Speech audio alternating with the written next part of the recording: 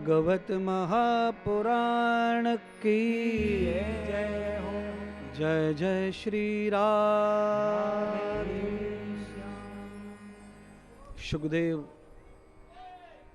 सुखदेव राजा परीक्षित को कहते हैं, राजन आज भगवान षष्ठम दिवस 6 दिवस के हुए, इतना महान संकट आया, भगवान ने अपने आप सारे संकट का निवारण कर दिया। पवित्रता, गौ माता पवित्र करने वाली है सग जगत को। कल मैंने कहा ना, धरती को पवित्र गौ करती है। आज ये निश्चय हो गया बिल्कुल कथा में कि गौ पवित्र करती है, इसीलिए नंद बाबा का विश्वास गाय के ऊपर था। छोटे बच्चों को अवश्य में स्नान कराना चाहिए गौमूत्र से, गौ के दूध से।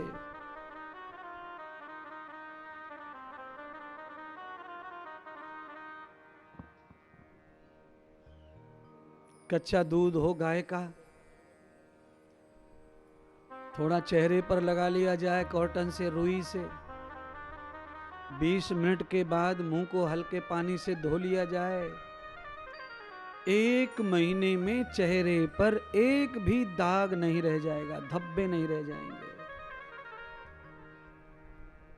ऐसा निर्मल होता है गाय का दूध।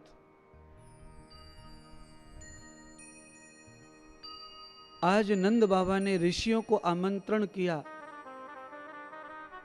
आचार्य गर्ग पधारे और बालकों का नामकरण संस्कार का, विधि संस्कार का हवन हुआ।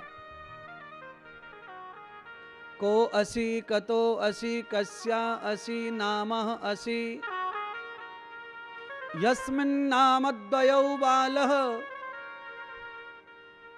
यावते कतस्तरूपिणाम्। सुखदेव कहते हैं, राजा परीक्षित आज महर्षि गर्ग आकर बालक कृष्ण बलराम का नाम पूछते हैं। बाल को बताओ कहां से आए हो, तुम्हारा कहां नाम, गांव, एड्रेस। बालक कैसे बताए? 100 दिन का बालक हुआ तो फिर पिताजी से पूछते हैं, तुम बताओ इनका क्या गोत्र है। माँ से भी पूछते हैं, तुम बताओ कहां से लाई हो इस बालक को। सारी ईमानदारी का विषय होता है नामकरण संस्कार के समय। माँ को भी पूछा जाता है, संस्कार विधि में लिखा है, पर अब ऐसा तो कुछ होता नहीं। पूछा परख पंडित जी आते नहीं है, कोई कुछ होता भी नहीं है। अच्छा, होता नहीं है इसीलिए सब खा रहे हैं गोता। होना चाहिए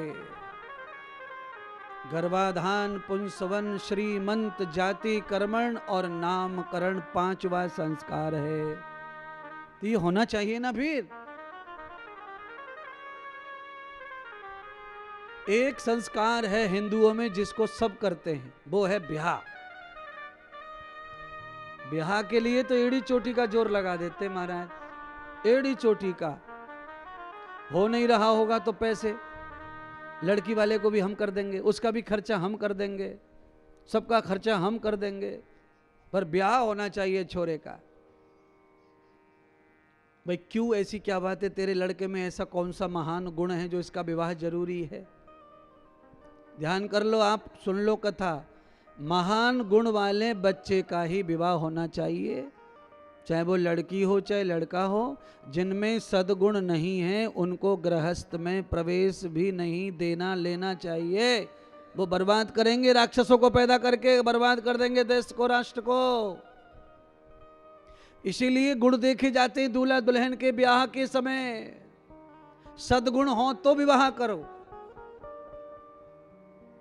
मेरी बात कोई मान तो नहीं रहा है, पर मेरे को कहना तो है ही, क्योंकि मुझे तो कहने के नंबर लेने हैं। कोई सुनो मत सुनो, मुझे कहने का नंबर लेना है। मेरे कहने से मुझे नंबर मिल गया कि मैंने सही बात बता दी।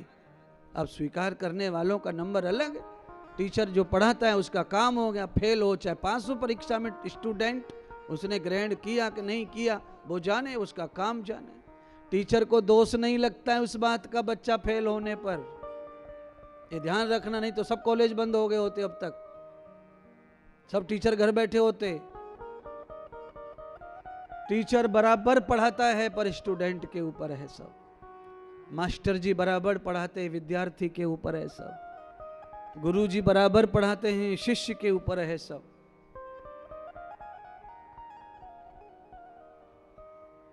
को असी कतमो असी कस्या नामो असी। बालक मौन पड़े गोद में, तब गुरुजी ने सोचा फिर मुझे ही निश्चय करना पड़ेगा।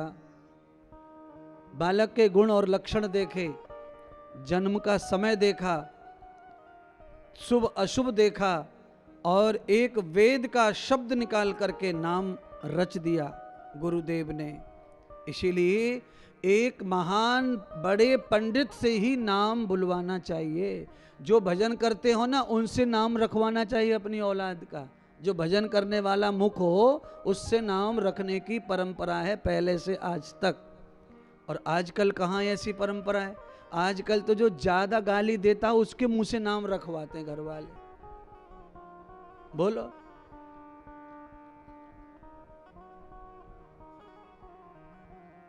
क्या करेंगे भाई ऐसे से नाम रखवा के?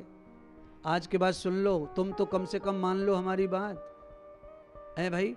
पंडाल में जो आए हमारे लिए नाम से वो तो मानो। आज के बाद जो भी बच्चा पैदा होगा उसका नाम चाहे 1 महीने की जगह 2 महीने में रख लेंगे, पर जो कोई भजन करता होगा उसके मुंह से नाम रखवाओ। बच्चे का नाम धन्य हो जाएगा, तुम्हारा बच्चा भी धन्य हो जाएगा।